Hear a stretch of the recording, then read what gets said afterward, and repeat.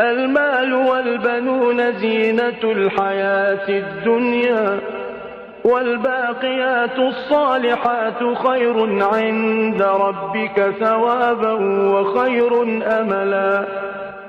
ويوم نسير الجبال وترى الأرض بارزة وحشرناهم فلم نغادر منهم أحدا وعرضوا على ربك صفا لقد جئتمونا كما خلقناكم أول مرة بل زعمتم أن لن نجعل لكم موعدا.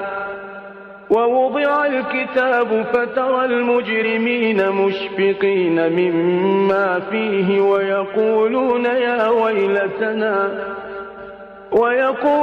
يا ويلتنا ما لهذا الكتاب لا يغادر صغيرة